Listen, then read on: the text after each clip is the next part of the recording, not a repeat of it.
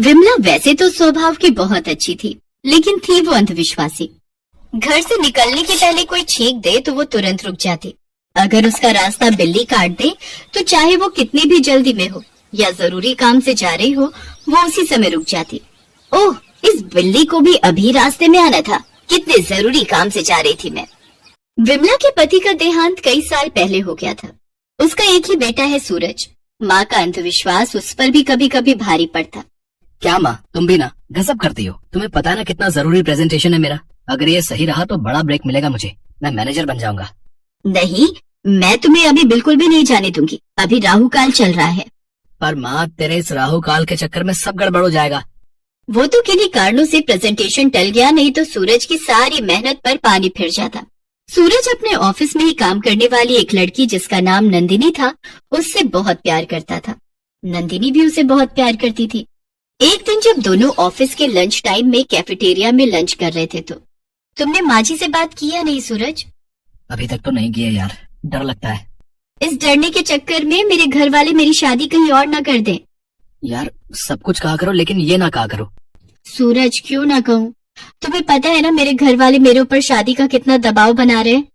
सूरज अपनी माँ से नंदिनी के बारे में बताना चाहता था, लेकिन उसे डर था कि माँ उसकी कुंडली जरूर नंदिनी से मिलवाएगी और कुंडली में कहीं कुछ ऊंच नीच हो गई तो सब गड़बड़ हो जाएगी।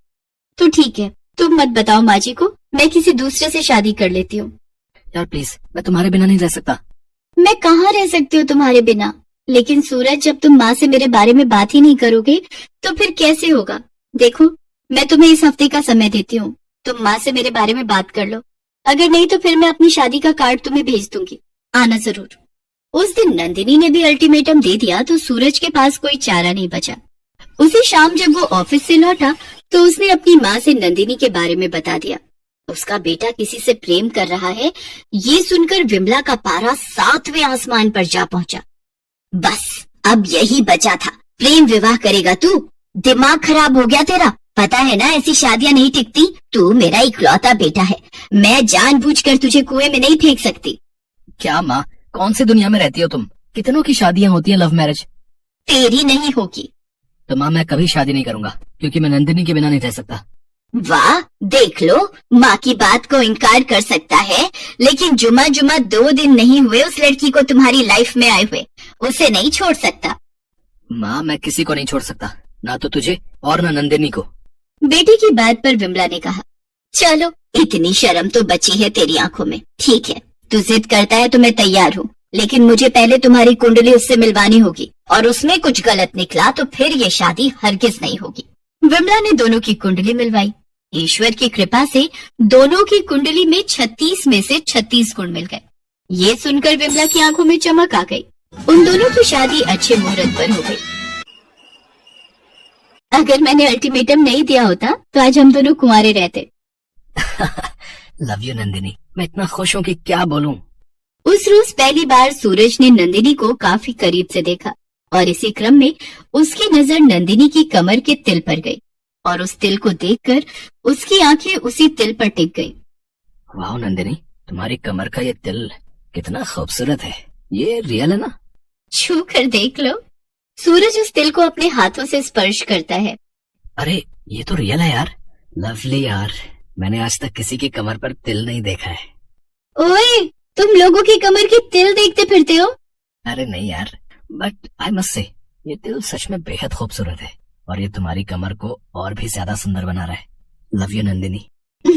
Love you too Suraj. दोनों की शादी को 1 हफ्ता हो गया था।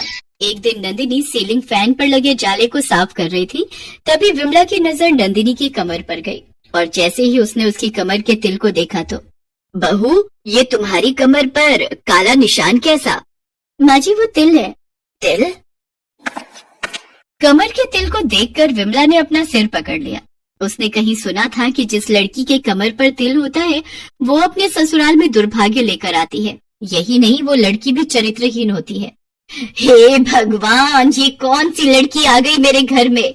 अब तो मेरा घर बर्बाद हो जाएगा। उस दिन के बाद से तो नंदिनी की हर हरकत पर विमला नजर रखती। अगर वो किसी से फोन पर हंस हंस कर बातें करती तो जरूर अपने किसी यार से बात कर रही होगी। हे भगवान, कहाँ से मेरा बेटा इसके चक्कर में पड़ गया। उसकी तो किस्मत ही फूट गई। घर पर कोई भी आता, चाहे दूध वाला या धोबी या कोई और, विमला हर किसी पर शक करती और सोचती कि उसकी नंदिनी का सभी से संबंध है। एक दिन सूरज का एक पुराना दोस्त घर पर आने वाला था।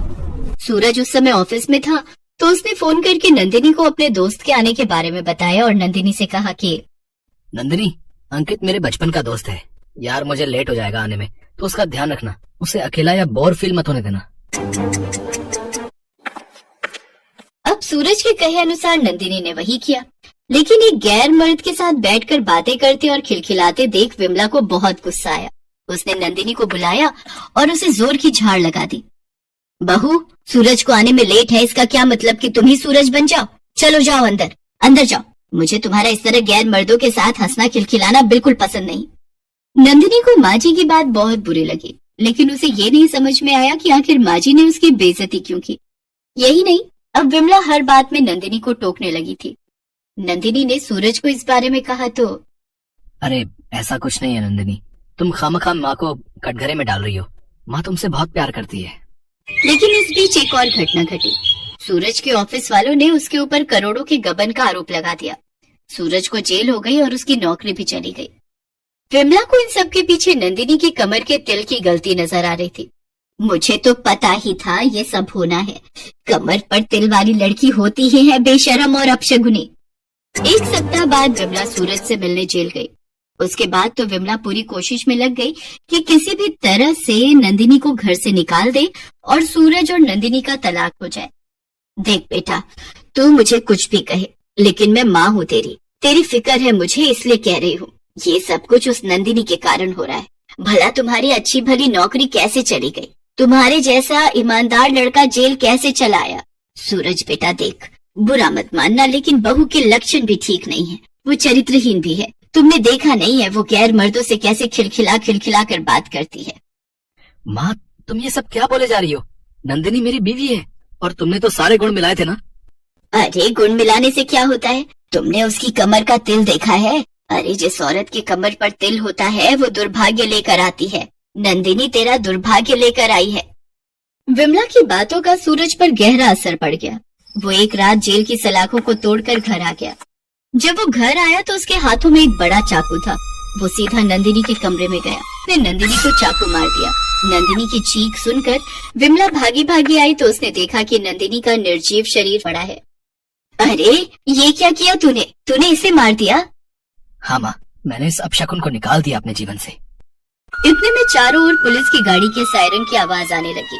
सूरज भागना चाहता था, लेकिन पुलिस ने उसे गिरफ्तार कर लिया। सूरज को नंदिनी के मर्डर के इल्जाम में फांसी की सजा तय हुई। 9 तारीख को फांसी की सजा का दिन मुकर्रर हुआ और तय तारीख को उसे फांसी की सजा दे दी गई। उसका मृत शरीर फांसी के तख्ते पर लटकने लगा। तभी विमला चीख कर उठ बैठी। नहीं! विमला ने घड़ी देखी तो रात के 12 बज रहे थे। वो ये सब कुछ सपने में देख रही थी। उसके दिल की धड़कन अब भी तेज तेज धड़क रही थी। तभी दरवाजे की घंटी बजी। वो भागकर बाहर आई तो देखा कि बहू ने दरवाजा खोला है। आज ऑफिस से लौटने में इतनी रात क्यों हो गई बेटा? अरे मैं नंदिनी को कहा तो था तुम्हें बताने के लिए कि मैं देर से आऊंगा। माँ जी, मैं आपके कमरे में गई थी लेकिन आप सोई हुई थी। माँ, बहुत बड़ी खुशखबरी है। जानती हो, कंपनी मुझे 6 साल के लिए अमेरिका भेज रही है। मैं अब प्रोजेक्ट हेड बन गया हूँ। माँ तो माने या ना माने, नंदिनी के कदम इस घर और मेरे लिए सच में बहुत लकी हैं। तुझे पता है, पिछले कई सालों से मैं इसके लिए ट्राई कर रहा हूँ। नंदिनी अपने बेटे की बातों को सुन रही थी और तिरछी निगाहों से नंदिनी के कमर के तिल को देख रही थी। आज उसका एक भ्रम तो टूट गया था कि कमर पर तिल वाली लड़की अनलकी नहीं होती है और ना ही होती है चरित्र।